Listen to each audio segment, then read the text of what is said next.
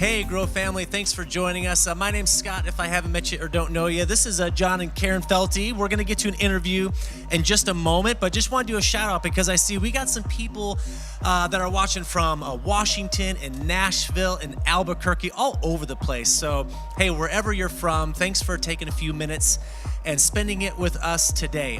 Here's a couple things that are happening. We have a lot that's going on and coming up, but this week, on Wednesday, our women's ministry is starting up again. They got a brand new study that they're going to be diving into, and I just want to invite you women to come be a part of that if you're interested. It's a great time midweek to gather with other women face to face. So if you're not doing the in-person thing, I get it, but if you're looking for maybe something during the week where you can connect with some other people, they meet right here at the Grove. They spend some time in large group doing some study and then in discussion around tables. And they also have some pretty great food, which I may or may not sometimes try to see if I can sneak a little bit of. But anyway, and the other thing I wanted to mention is on January 19th, we have Alpha starting up. We haven't done Alpha in a little bit. Alpha is a space that's specifically designed for people that are exploring Christianity. So it's for those of you that, honestly, you're a little bit unsure. We can even use the word like skeptics. You have lots of questions. And we want all of our ministries here at the Grove to be a welcoming space for spiritual seekers, okay? So wherever you are spiritually, if you've got questions and you're seeking, you're welcome to any of our ministries, and they all allow for that. This is just a specific space where we explore what is Christianity about, and you're just given the time and opportunity to ask any question that you want and just kind of see where it leads. So love for you to be a part of that. You can go online and check out more about that. Okay, so here we go. This is an exciting time for the Grove. It is our 20-year, we're celebrating our 20-year anniversary. This month, this year is 20 years. So I've been here for 12 years, which is a pretty good long run, but not quite the full amount. And you guys have been here for a long time. And I just want to take a few minutes and I ask you a couple questions just for you to share some of your journey and time here at the Grove. So start off real quick. How long have you guys been around here?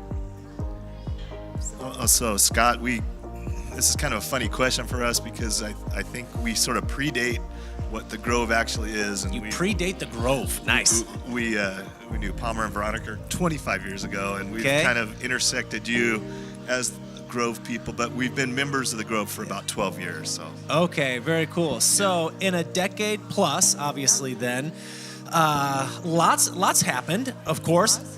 Share with all of our lovely viewers here, what's maybe like a favorite memory or top memory? Sometimes I don't like the word favorite because then it's like you got to pick the one thing, but maybe a good one, a top one. So one of my favorite memories at the Grove is working with the first graders. They are so precious. They are so innocent. They fill my cup. My kids are older. They're 25, 22, and 20. So they're just the precious things they say. And if I need help, if I don't feel confident in answering some of their questions, I'll go to Katie and she will come in and totally help me. I just love working for first grade. Yep. Awesome. Katie, yes. Katie has a way of coming in and cleaning up everybody's mess. She's just gifted like that. Yeah, she's great. Awesome. I was just going to relate. One of the things that really struck out at me was there was a service many years ago where there was a discussion about the mission field, and now this was a missional church, and how the missions would change your heart as someone that participated in and help grow you. And I remember the trepidation that I had. There were two big black walls set up and a bunch of Sharpies sitting beneath them, and Palmer made a call for everyone that wanted to go on a mission to come up and sign their name. And I don't remember having the choice to do it, but my feet sort of shuffled me up to the front and my arm reached out and signed my name, and that started several missions that I've gone on. And in conjunction with that, I just had this incredible memory of being in Haiti, and we worked so hard getting this church ready for a service and getting the electrical turned on, and just sitting in the back watching the lights finally come on as it got dark outside, and seeing the lights stream out of the building and people come in, and there was just a presence that I felt God saying, I wanted the lights on here, and this is a vision of what my kingdom is going to look like. So That's awesome. And we, as you guys know, and maybe you guys are watching too, we're hoping this year, 2022, to start getting back out to some of those places, right? To kind of, obviously, the last year or two, we haven't been able to get out for obvious reasons, but we're hoping this year we can begin to change that and get serving again in some places like that. So what's the way that you've just grown spiritually here at the Grove over the past years? Yeah, for me, I feel God constant in my life by being fed by the Word, and that's through the women's ministry, or through my first grade, serving in first grade, or volunteering, or just coming at events. I know for me it's add fullness and richness in our life, dealing with things that just come up. Yeah. So I just feel like I've grown with these ministries and through these.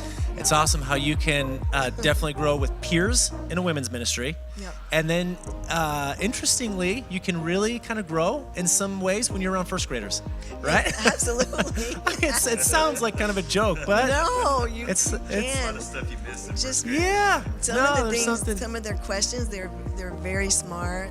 They're very articulate. They listen, and You know, yeah. we And kind of have see through their fresh eyes. Our eyes get a bit old and Yes. stale, but they've got Yes. these fresh eyes. They do. They have these fresh And that's good eyes. for us. Yeah, and they give you the curriculum, and then you can add your stories. It's just a beautiful thing Awesome. to serve. Yeah. Awesome. I was just going to mention that, I appreciate that Grove has an unusual style of presenting biblical truths. They work in sort of a parable story format in a lot of the sermons, and it brings home what those mean in application in people's lives, and it sort of challenges you to increase your involvement and engagement, and it helps your spiritual journey too well. So I think that's been something I've really loved and appreciated. So. Good. Awesome. So you mentioned a moment ago some of your own kids that are now grown up. How has the Grove then had an impact on them over the time they were here? Because if they're early 20s now, they were, 10-ish or younger or something. Yeah. When they started. Yeah, they started, and yeah, Wow. the grades. They did 5th and 6th. They did 7th and 8th. They Okay. did high school. My oldest one, that's 25 now, still texts me and emails me, and Mom, will you please pray for me? Pray for me. He's in the military. Awesome. And so I love getting those prayers, because then, I'm jumping out there with my prayer chain and prayer warriors, Yeah. praying for him. Our other two are still willing to come to church. They've come to church all their life. And so even though they were working through things, they still come. Yeah. I was just going to make one comment. We had a neighbor sister pass away the day before Christmas, and she reached out to us and asked, "Can you bring my mom who's in town to church? She really wants to go to church." And she was just pouring out the emotions that you have in losing a daughter. And the 3 boys just came up and hugged her and just bear hugged her and felt that emotional. And we just thought, okay, there's God's presence in their lives too, that He's working through them. So. Oh, that's awesome. I mean, to have an opportunity to love someone, to care someone, and to see their their ability to do that as well. Yeah, It was neat that's stuff. awesome. Well, do we have time for? Oh, we got just enough time for a quick one here at the end. One last one. What do you hope to see kind of in the next chapter of the life of the Grove? Do that.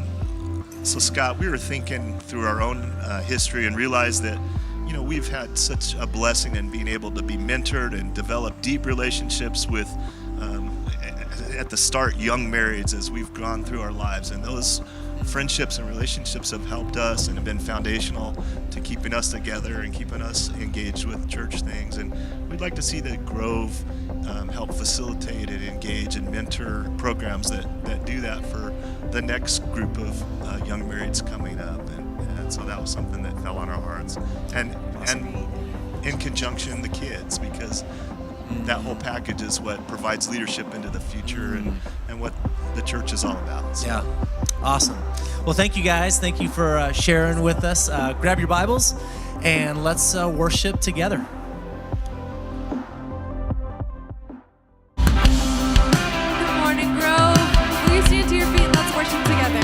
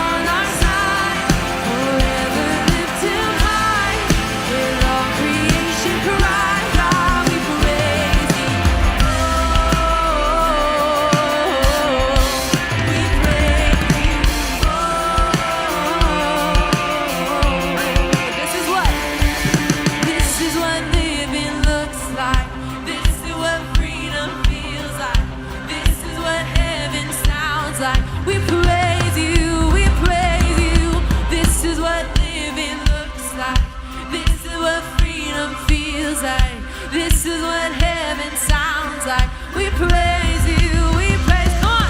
This is what living looks like. This is what freedom feels like. This is what heaven sounds like. We praise you, we praise you. This is what living looks like. This is what freedom feels like. This is what heaven sounds like. We praise you, we praise. We'll see you break down every wall. We'll watch the giants fall. You cannot survive when we praise you. We're God of breakthroughs on our side. Forever lifted high. With all creation cry, God, we praise you. We'll see you break down every wall. We'll watch the giants fall. You cannot survive when we praise you. The God of breakthroughs on our side. Forever lifted high. With all creation cry, God, we praise you. Oh, we praise you. Oh, we praise you.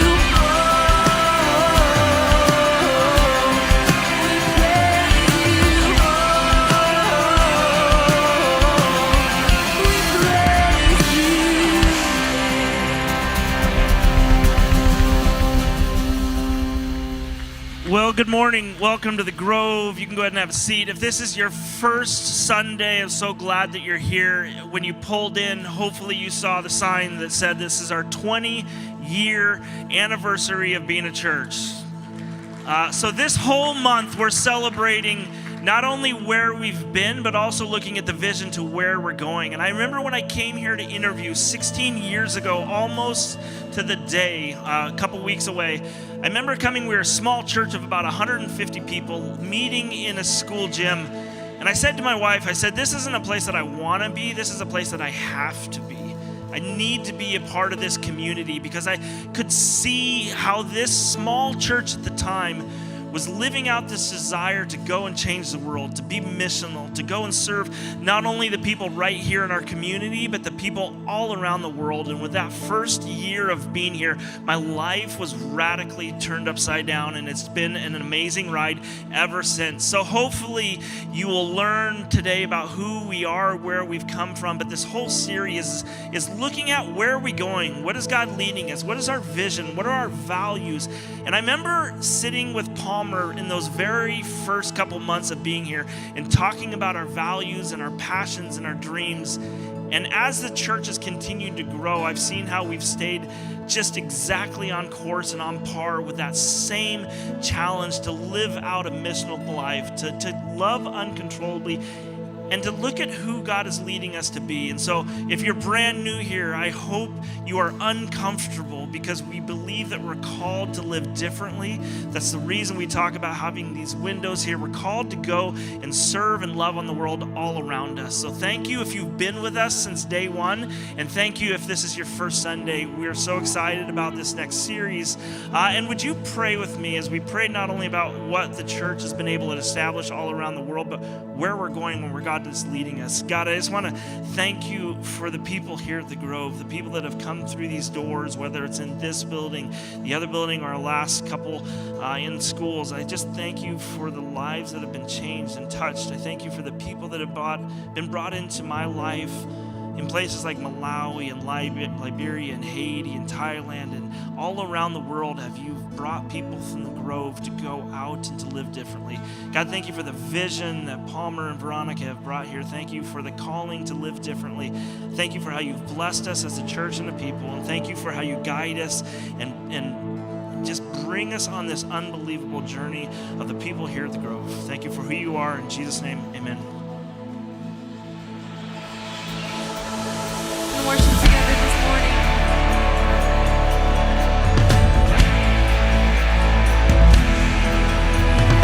Yeah. You're so good, you're so faithful, God. Declare your name, Jesus, Jesus.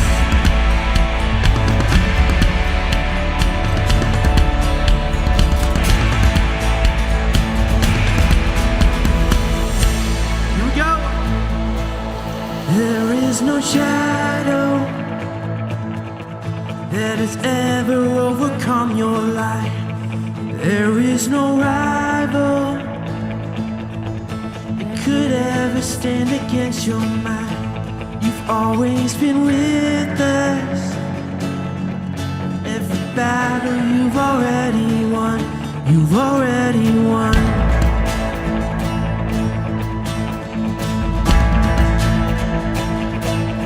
There is no weapon that has ever left a mark on you, and there is no army with the power to conquer truth. You've always been with us. The battle you've already won. You've already won. Yeah. Show me one thing he can't do. Show me a mountain he can't move. He's the God of the breakthrough, and anything is possible. Show me one thing that's too hard. Show me waters he can't part. He's the God of the breakthrough, and anything is possible. It's possible. There is a kingdom advancing at the speed of light, and in his kingdom every dead thing is bound to rise. God our Redeemer, he is faithful to revive. Oh, he will revive. Here we go. Show me one thing he can't do. Show me a mountain he can't move. He's the God of the breakthrough, and anything is possible. Show me one thing that's too hard. Show me waters he can't part. He's the God of the breakthrough, and anything is possible. It's possible. Yeah, yeah. So all of my fear I would turn into praise. Shake off despair as I sing out your name. A victory dance, I will dance loud and faith. I will crush disappointment. Sing it out. All of my fear I will turn into praise. Shake off despair as I sing out your name. A victory dance, I will dance loud. I will crush disappointment, break every chain. All of my fear I will turn into praise. Shake off despair as I sing out your name. Victory dance, I will dance loud and big. I will crush disappointment. Show me one thing he can't do. Show me a mountain he can't move. He's the God of the breakthrough, and anything is possible. Show me one thing that's too hard. Show me waters he can't part. He's the God of the breakthrough, and anything is possible. It's possible. Yeah. It's possible.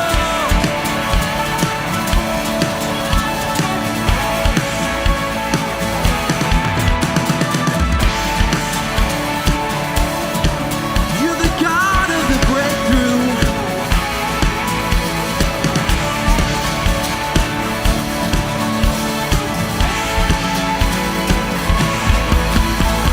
Yeah.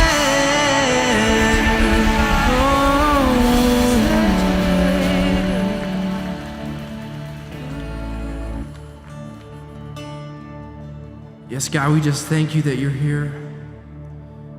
God, that you're among us right now as we're people just come together, declare of your faithfulness, declare your goodness, God, and just declare what you've done what you're doing right now and what you're going to do.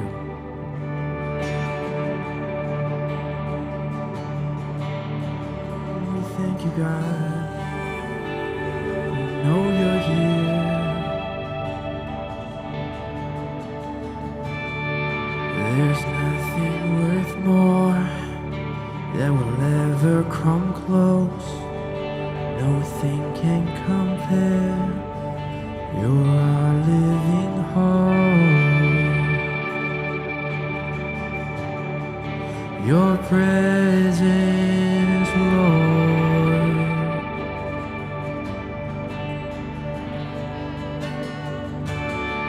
I tasted and seen of the sweetest of love, where my heart becomes free and my shame is undone. By your presence, Lord, let's sing Holy Spirit. Holy Spirit, you are welcome here. Come flood this place and fill the atmosphere. Your glory, God, is what our hearts long for. To be overcome by your presence, Lord.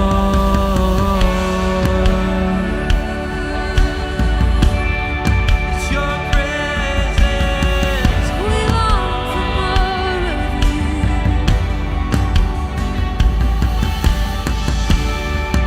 There's nothing worth more that will ever come close. Nothing can compare. You're our living hope.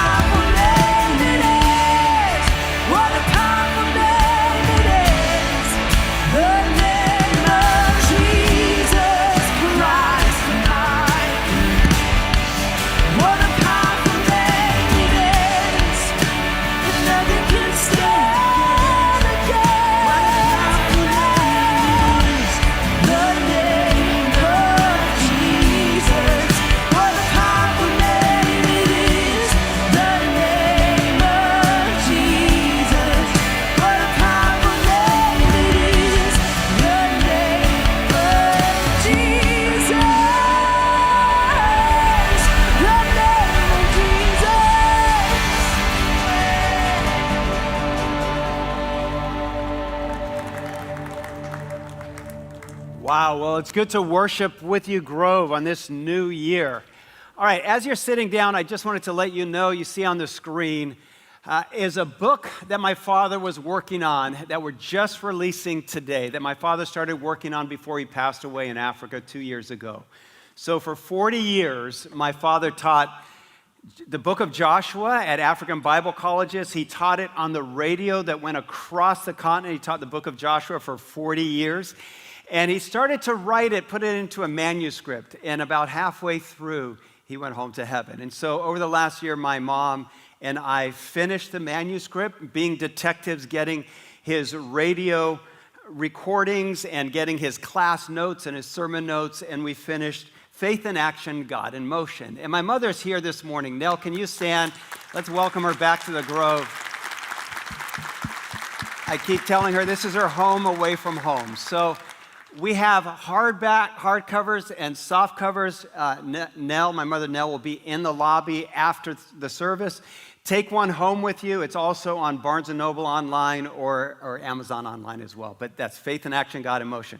All right, well, this is Veronica. You all know Veronica already, my wife. Good morning, everybody. Good morning.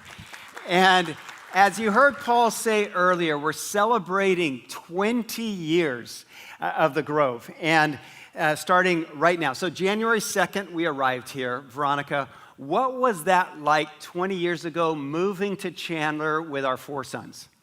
Well, if you were here in 2002, you'll know that there were homes just everywhere being built out here. We built a home 2 miles south of here, and there were no grocery stores, no gas stations, no Target, and no churches.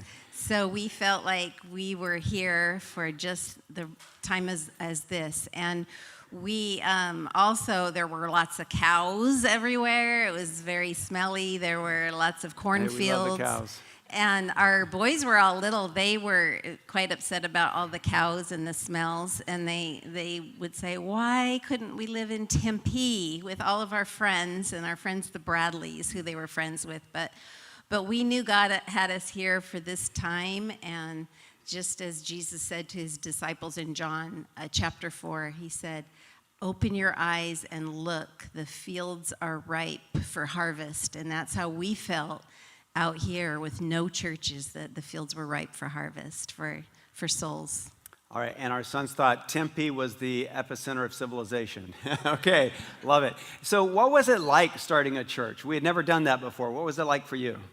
Well, because we were a small church of like 100 people meeting in a school in our neighborhood, we were desperate for people. So anybody that walked through those gym doors at Santan K8, we would pounce on them, and we would invite them for lunch. We would try to get to know them, smother them, and they probably thought it was a little creepy, I won't lie. Like a cult? And yes, but we just felt so blessed to be in our community starting a church, right, with our neighbors and all of our kids' teachers at the school. And it was hard work. It took a lot of hustle. I will say, if you've ever planted a church, you know that there's a lot of actual physical hard work of moving in all the chairs and the toys, and there would be goldfish crackers smashed in the carpet. We would have to vacuum them up before school started on Monday morning, but it was a great experience. Now, they say in church planting that every pastor's wife will either do children's ministry or women's ministry. I think you did both the first year. I think I did. Yeah. We had about 400 homes in our subdivision. So I printed up flyers. I wanted to start a home Bible study for the women in my neighborhood to get to know them and hopefully get them to come to our church. So I went door to door trying to meet all of the women and having them over. And then what was your first role in our new church? Oh, okay. Well, yes. So I was an elementary school teacher before moving here. And I soon realized we had so many young families, we had so many kids at our church that we needed a children's pastor, but we couldn't afford one because we were brand new. So I felt like it was a perfect role for me to be able to help out with children's ministry. So these last 20 years have been incredible for both of us. But what have they meant to you? Well, it's just been, for me, I'll use the word magical, just to be able to, for God to use us and for me to be able to make so many friendships and relationships. I have to give a shout out to my Flourish girls. The women here at the Grove are incredible. I love them so much. It's probably the highlight for me, and I would say if any of you women need friendships and want to grow in your faith, come. This is the perfect time. We're starting this Wednesday we meet in this place, in this worship house at 9:30 in the morning or at 7 at night, and come join us. We're just starting this week. So it has been a great 20 years, and I look forward to the next 20 years. All right. Well, can we thank Veronica for sharing a little bit this morning? Thank you. So as we have on the screen, we're titling our teaching series this month, Just Getting Started. Because today I want to take a look back, maybe over the last 20, to spend a moment celebrating what God has done here and talking about the passions that have been lived out through the Grove over the last 20. Next Sunday, I want to talk about a vision for the next 20 years because I do think that we're just getting started. So like Veronica said, we moved here on January 2nd, 20 years ago. We were supposed to arrive on January 1st, by the way, but when our plane was about to take off in Johannesburg, someone saw a rat on the plane, and so we all had to disembark and spend another night in Africa. So the rat got us here late. Anyway, so 20 years ago, we moved here because I'd been teaching at African Bible College and working on my PhD for about 3 years, but I missed the pastorate. I felt that God had called me to be a pastor, and I missed it. And I felt I was ready to come back and do that. And so I had started calling friends who worked in churches saying, hey, do you have a job for Palmer Chinchen? Do you know anyone that would hire this guy? And I was sending out my resumes and contacting friends. And I called one friend. His name is Brett Johnson. And Brett and I had worked together at a church, Granada Heights in La Mirada, California. And I said, Brett, help me find a job. And he says, Palmer, here's what you need to do. He said, you need to plant a church. And I literally said to him, I said, plant a church. I said, Brett, church planting is for losers. That's what I told him. Because I pictured, people who couldn't get a job out of seminary, they would say to their friends, hey, let's meet in my apartment complex, clubhouse for church. It's not really church, Brett. And he says, no, you don't understand it. He said, the sharpest people in the country are planting churches. And then he got me with this. Then he said, when you plant a church, you get to shape the church the way you've always dreamed it could be. And that really got me because I had ideas for a kind of church that I had never seen before. And so after Brett said that, I couldn't stop thinking about his thoughts that you get to plant a church, start a church the way you've always dreamed it could be. And so Veronica and I started dreaming of a new kind of church, the kind of church that would lift up the least and the last, the kind of church that would embrace people of every race, the kind of church that would react to and stop injustice, the kind of church that would care about the poor and the oppressed and free them, the kind of church that would be and show Jesus to their own community. And so when we moved here, that's the kind of church that we were thinking about. When we landed, the first person that I found was my good friend Gary Bradley. We had known each other from Biola University, and I said, Gary, we need to go talk to your dad. I said, if I'm going to start a church, I need your dad's help, because his father had built 3 churches in Tempe, the epicenter of civilization. And so we went to meet with his father, and I had plans that I had drawn up for a church campus, and it was a church and a college, and I showed it to Elmer Bradley, and I said, hey, so Elmer, what do you think of this? Can you help me build this church? And he says, well, Palmer, you're showing me plans for a parcel of land, that you don't own, and you have a dimension to that. He said, it doesn't make a lot of sense, but sure, I'll help you. And I said, well, yeah, Elmer, thank you, because I thought God might show up and give us a piece of land that we could build on.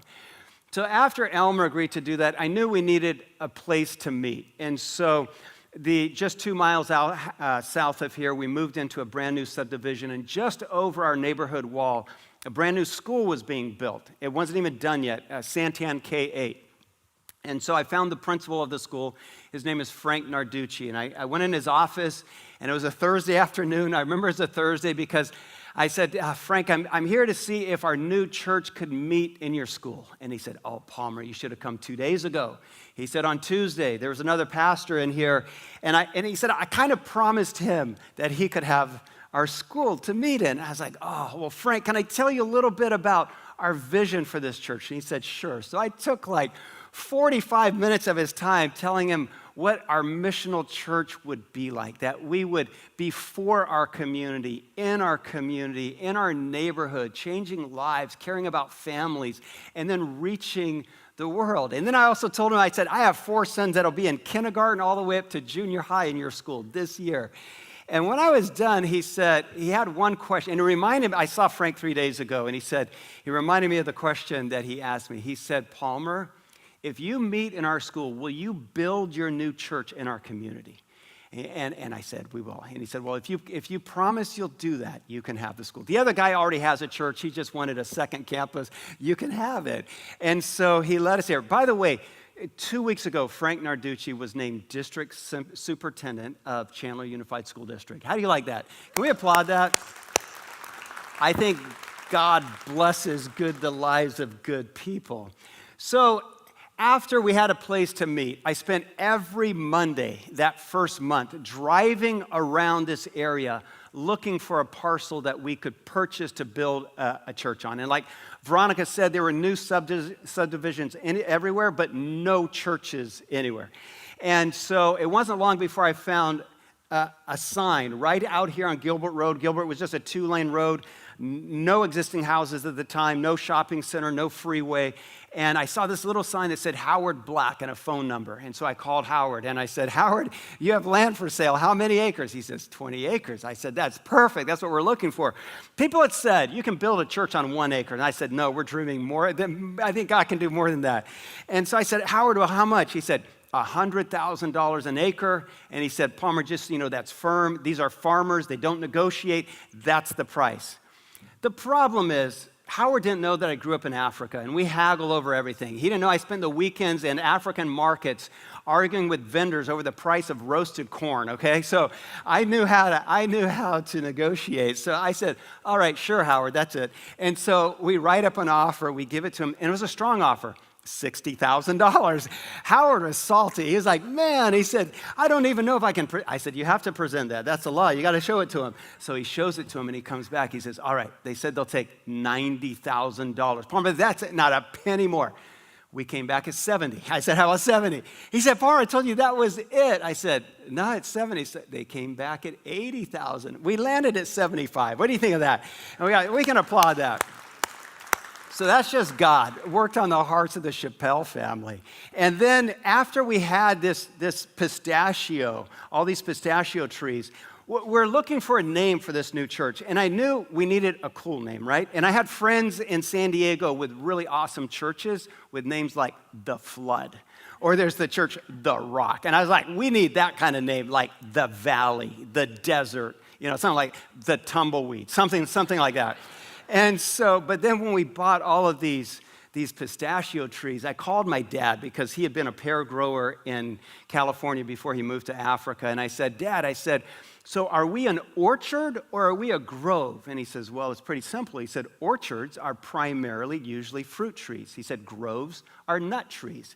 And you have a tree of nuts, so you're the grove. And so that's who we are. And so my dad helped with that. And so that's the name, the Grove.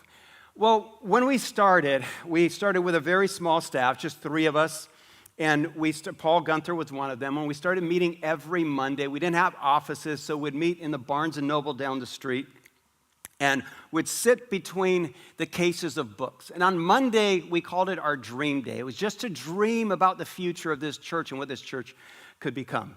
And so as we started to dream, on one Monday, I said, let's write down the names of all the words. Let's write down the words that will define who we are. Now, on our list, we already knew that we'd be a church that was committed to teaching the Bible, to worship, to prayer, to small groups. But on top of that, we wanted to expand our church vocabulary, our ecclesial vocabulary. And so we started writing down words that we had never seen associated with church, like change makers and missional and creatives, innovative, authentic, tribal, collective. And so that list became kind of the values that drove this church for the last 20 years.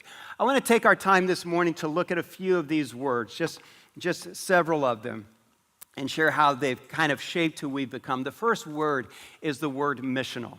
And our missional text has always been Romans chapter 10, verse 14 and 15. Let me read that. Everyone who calls on the name of the Lord will be saved.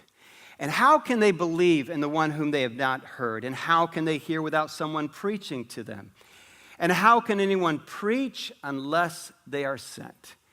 Because as it is written, how beautiful are the feet of those who bring good news. Let me go back to verse 15, the start of it. And how can they preach unless they are sent? Do you see what Paul is saying here? Paul is reminding us that the first step is to be sent. So one of the things we've been doing for 20 years is trying to remind everyone who comes through these doors, trying to remind everyone of your sentness, that you live on mission every day, that you are sent by God first to your neighbor and your neighborhood. You're sent to your community. You're sent to your workplace and your school or your hospital or wherever your place of business is, and then you are sent to the world. And so at the Grove, we've always been trying to remind everyone of their missional calling. When Paul and Melinda first moved here, you heard him talk about that. One of the first things they did was start a nonprofit called Live Love. And the idea was to love our community first. And so Paul and Melinda met with the mayor of Chandler, and they asked the mayor, well, how can we love Chandler? In what ways, what neighborhood can we reach here? And so the mayor identified a neighborhood that has now become our Live Love neighborhood where we could pour into and love. In fact, Paul and Melinda physically moved to live there last week.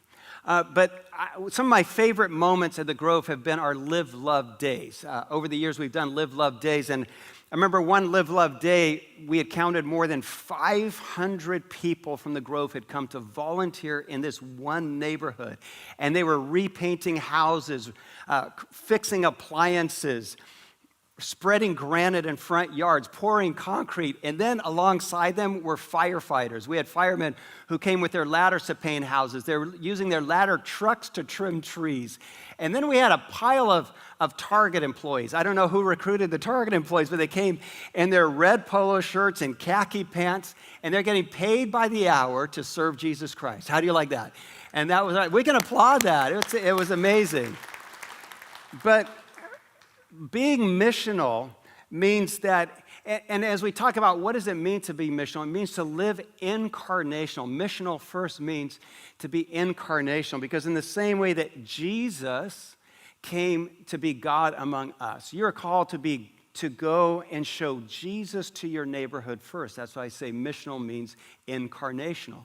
Missional also means hospitality. Maybe you've never seen those words put together before, but missional living means opening your home to the other, opening your home to someone who is different than you. Jesus says this. He says, it's very easy to open your home and your heart to people who are like you, who look like you, who talk like you, and who agree with you, but it's really hard to open your heart and your life to people who are different. That's the challenge of missional living. That's why I say being missional means hospitality, because you just don't open your home when you invite the other in, and whether it's a neighbor or a coworker or someone you've just gotten to know. But it means that you also open your heart. It's a very divine act. It's a very holy act. Because in the same way that God has opened his heart to you and me and everyone else, when you invite someone into your home, you also open your heart the same way God does to the other. That's why I say hospitality is a holy act. The reason hospitality and living missionally, and missional means hospitality, is a reason we have these big dining room tables around the Grove. Because you've heard me say this so many times, that the tables are here because, in my opinion, Jesus' favorite metaphor for the kingdom of heaven on earth was a dinner and a table, a big banquet table. And at this table, people of every background, every race, every nationality are welcome. And these tables remind us of that the ground is level. The table is level. And at the Grove, we want everyone who comes through these doors, that regardless of your education or your social status or your nationality or your immigration status or race, you are wanted and you are welcomed here. You belong here. That's what those tables mean. And after our first year, by the way, in this worship house, having the tables wasn't satisfying enough because we never really have a meal here, right? Hospitality should include food. We take communion, but communion never fills you up. Let's be honest about that. It's just a little bit of a cracker or bread. And so we decided, and so Paul, Gunther, and I, and some of our staff planned a one-table dinner. Where we wanted to have one table where we could seat everyone from the Grove. The second year we did it, we had more than 1,000 people sign up. So we built a 1,000-foot table that went from one end of our pistachio grove to the other. And the dinner was going well. I mean, the table filled up. We had pizza. We had pizza in the gym for the kids because we said there wasn't enough room for the kids. But when the kids saw how awesome it was down here, they started to escape. And they started showing up. I went and found our children's pastor. I said, hey, you got to keep the kids in. She said, I know, I have guards at the door, but they're running around the guards. They're getting out. It literally was happening. And then she reminded me, she said, Jesus said, let the little children come to me. And so we just gave up and let all the kids come down as well. Because it's good and it's beautiful. But that's why I say, hospitality. Missional means hospitality. Missional also means go. Missional means that my calling is somewhere else. The Grove has always been an outward-focused church. We've always wanted to help people rediscover their sentness. I've worked in other churches. I've been in a lot of other churches. And at most churches, you hear the preachers say, pray for your missionary, which is good. You hear the preachers say, donate to your missionaries, which is very good. But what I never heard any preacher ever say was, you are missionary. And at the Grove, we want to remind you as often as we can that you are missionary. Missions is not a department of our church. You live on mission every day. That's what it means to be a missional church. And we go, like I said, first to our neighbors in our neighborhood, and then we go to the world. So if you've been here for any length of time, you know that we try to live out our sentness. We are a church that has been sending people out, thousands of people out, for 20 years. One of our first trips that we did after Paul Gunther joined our staff was we had a goal to send 100 people to Africa in one summer. It felt impossible. We had 120 people sign up. And we had one group doing trauma counseling in Uganda with former boy soldiers, child soldiers under the Lord's Resistance Army. We had another group in Malawi working with some of the million orphans of AIDS. And then in Liberia, we had a group that was helping to rebuild a college, our African Bible college that was destroyed during the Civil War. So when the teams went out, I just have to tell you about one couple, Shalene and Jarrett. So Shalene was a teacher at the school we met at down the street, Santan K-8. She was one of my son's teachers. And so she and her husband signed up. Shalene went to Malawi to serve. Jared went to Liberia to serve. When they came back, and she served in an orphanage there, and he helped build a college, and he also served in an orphanage in Liberia. When they got back to America, they both said to each other, we need to adopt. They already had 3 of their own kids, but they both said, we need to adopt.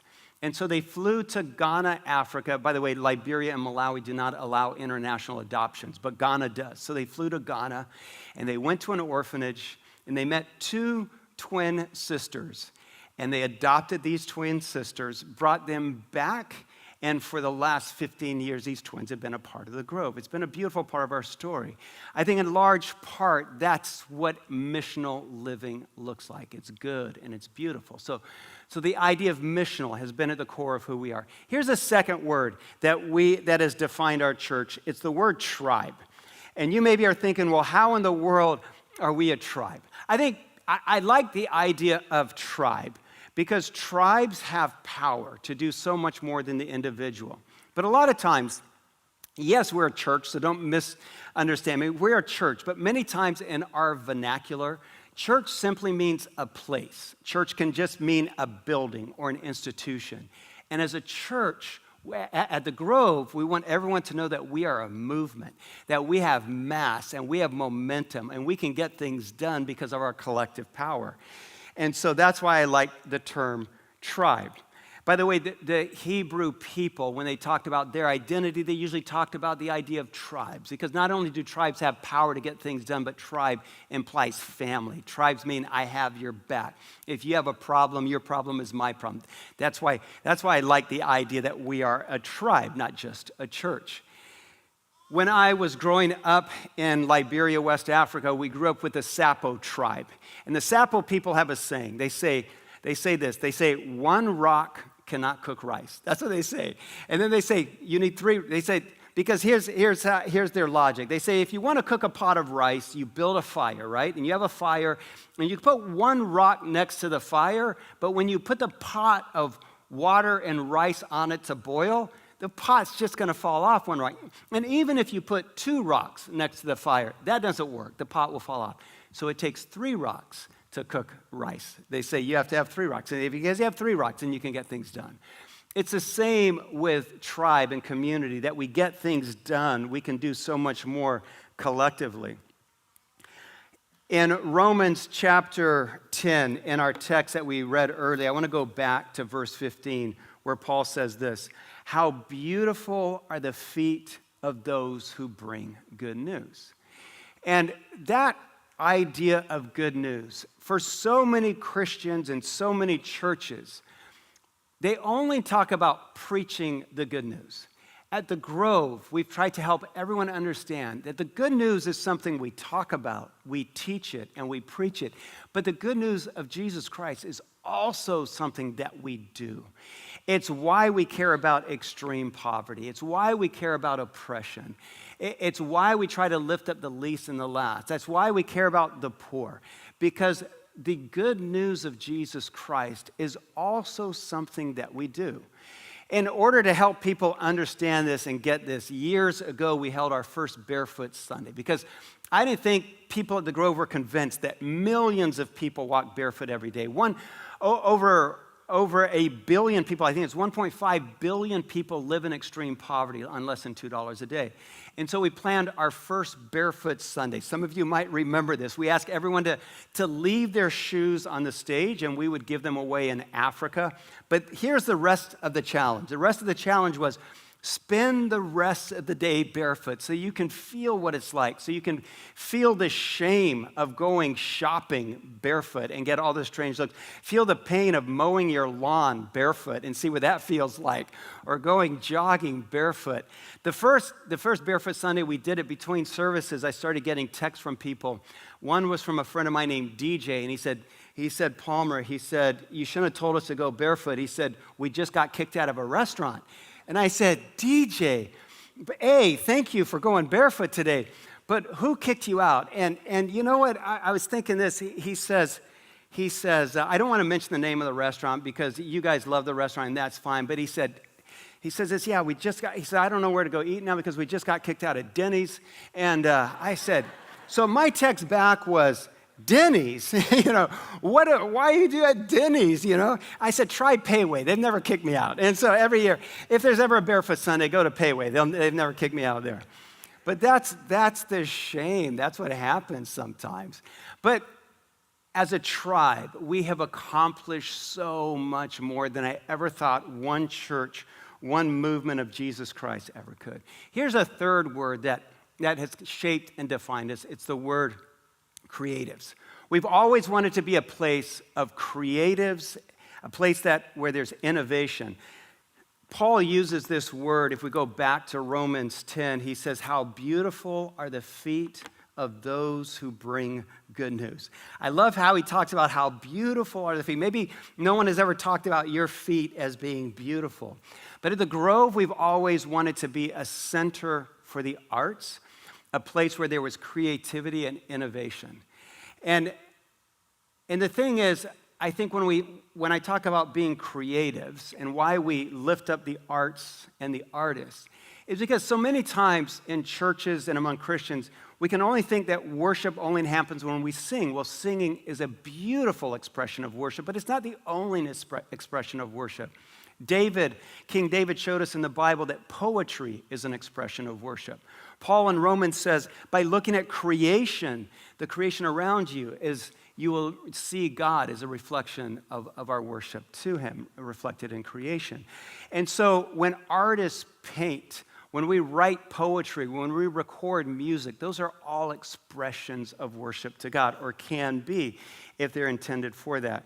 And so we built a recording studio. And by the way, I love that right now, Andrea Hughes is recording her first album. Grove Worship is recording his first album. I love that we are composing and recording here. Speaking of arts and artists, one of our artists here at the Grove, her name is Barb Gomez. And just this week, Barb registered 35 Justice College students for her introduction to art class. How do you like that? And we can applaud that. Barb's doing something huge. It was our first, by the way, we capped it out. We'd have probably 30 more that want to sign up if we let them. When we were building this space, we wanted it to be a place that was innovative and creative. So we built it in the round. We said we want people to be able to see faces when you worship, not just the back of heads. As we're building this room, I had person after person say, Palmer, have you been in a space in the round to worship? I said, no, I never have. And so they would say, how do you know it's going to work? And I said, I don't know if it's going to work. And so they'd say, well, what's your plan B? And I'd say, well, there is no plan B. We're just going to stick with it. And so we are. And so for 20 years, God has been using our efforts here, whether it's creative, missional. And here's the last word that I want to share with you today. It's a word, education. Because from the time we landed, we've been committed to spiritual growth, to spiritual formation, to growing lifelong learners. I think I learned the value of education and higher education. I know I learned it from my parents. Because for the last 40 years, my parents, Jack and Nell, have been leading 3 universities in Africa. And so when we came here, one of our first hires was a pastor of spiritual formation, because spiritual formation matters. We want to be a place where people are growing and knowing Jesus Christ more and more. Our spiritual formation text that we've always grabbed onto is Ezra 7:10. You can look at it in your Bibles with me.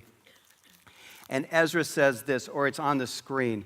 The gracious hand of God was on him, was on Ezra, because Ezra had devoted his life to studying the law of God, to preaching, and to teaching all of its laws and regulations to the people of Israel.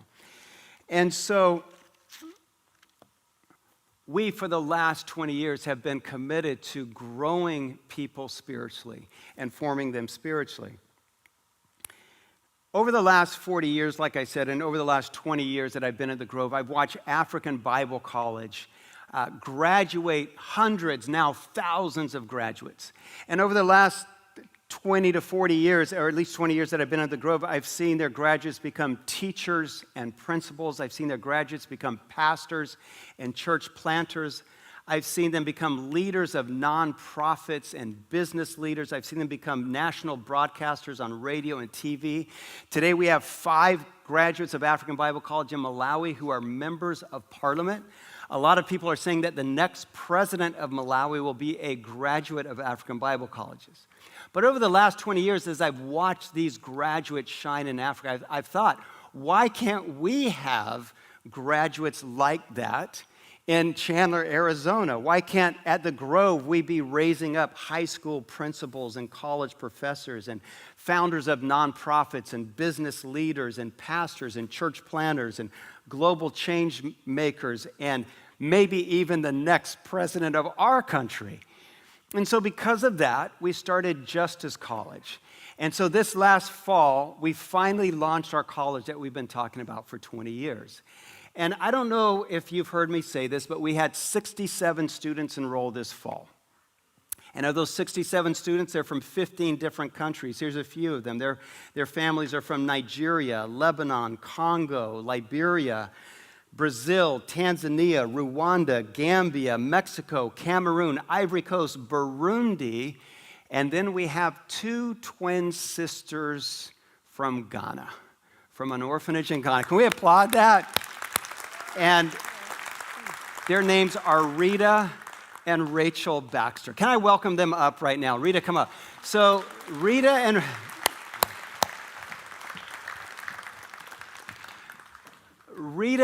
Rachel were 2 of the first to tell me that they were coming to Justice College. This was before we were even incorporated. You guys were still in high school, remember that, and said, we're coming to Justice College. Well, welcome Rachel and Rita. Rachel, first, could you start by telling us the rest of your adoption story? So Shalene and Jarrett went to your orphanage in Ghana. They adopted the 2 of you. What happened next? After we've been here for about 3 years, a random lady from America. Okay, so a random lady from America. This is where our story's going. All right, keep going. She ran into a little girl named Deborah, which was our oldest sister, and Deborah had asked her, do you know my 2 sisters back home in America? They got adopted. Wow. And she contacted our mom, and our mom said, yes, that's their sister. Wow, that's your sister. And so what Shalene and Jared do next? We started the adoption process for Deborah, and when they went to Africa to pick her up and bring her home, they saw Abigail, and she asked, are those the girls' sisters? And they said, yes, that's Rita, Rachel, and Deborah's sister. And so what they do with Abigail? They ended up adopting her as well. So here's all 4 of them here. Isn't that amazing, everybody? Unbelievable. So all 4 sisters through a random American woman. Yeah. That's odd. And then I love that when you guys came here, you started going to school where? Were you? Santan. Santan KA, right where our church started. And so, Rita, one of the things that I know that you and Rachel have been talking about is writing a book about your story. So what is it? What do you want that book to say? So first off, I want to start off by saying the title of our book is God's Power and Glory, because he's worked in like so many ways in our lives and unexpectedly too. And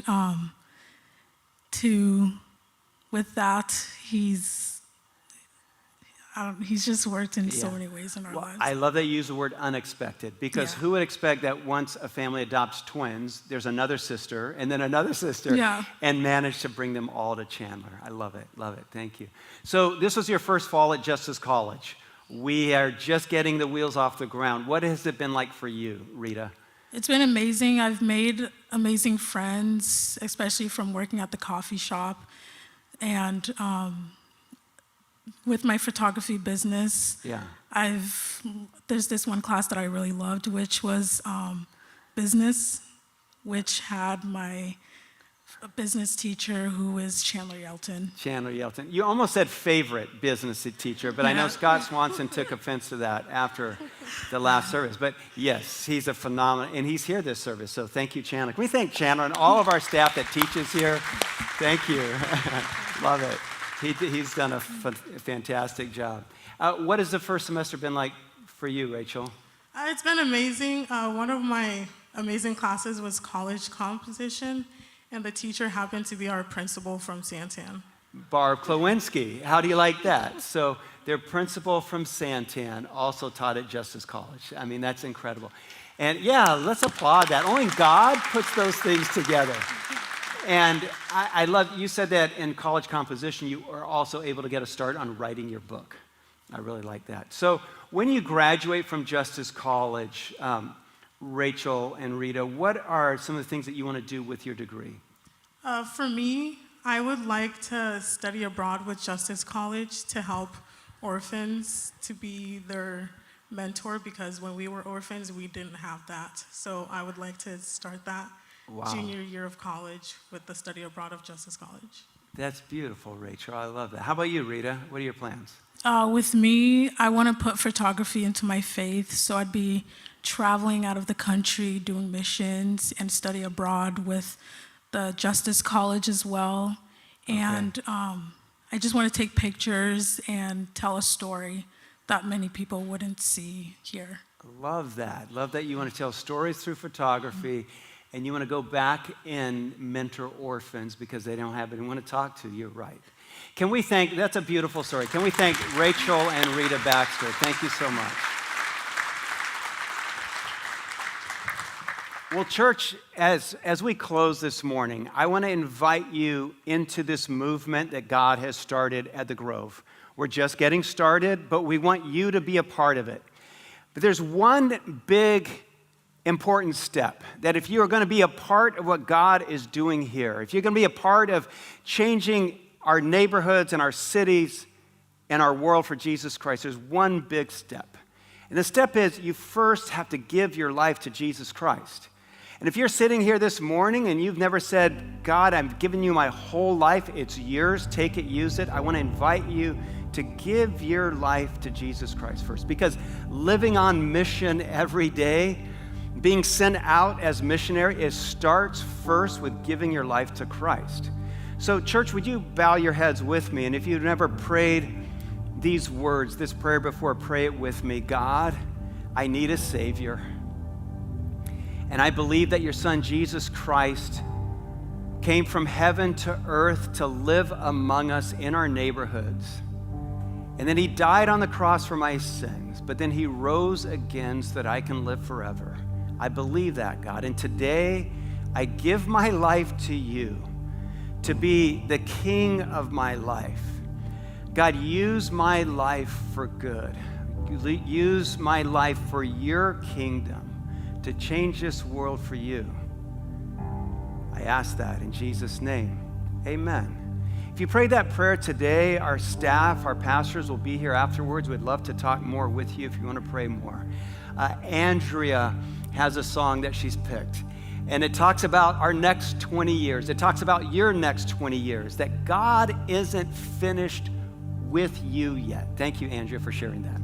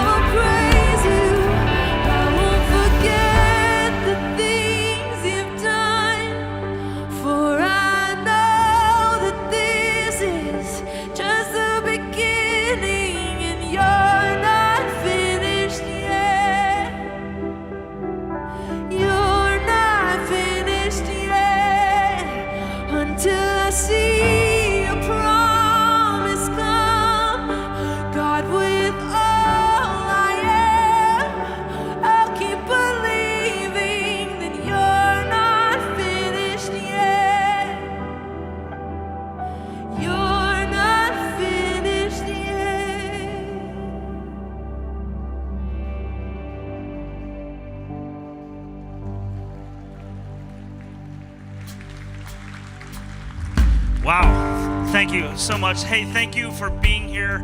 Thank you for being a part of our journey.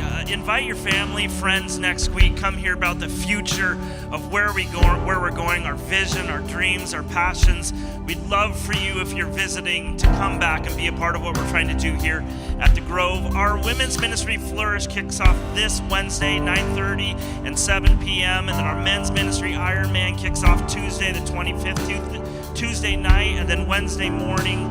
Alpha group is beginning. That's for people that just have questions on faith. They said that any question is open, so come and be a part of that. And I just want to say thank you. Thank you for how you gave last year. We asked you in December to give to not only our past, but to give to our future and the vision of where we're going. And last month, our giving was beyond expectations. It was unbelievable to see. So thank you so much. It's setting a foundation for, I think, where God is leading us in the future. So I just want to say thank you for that. We're humbled to serve you here at the Grove. We're so grateful for you. See you next week. Bring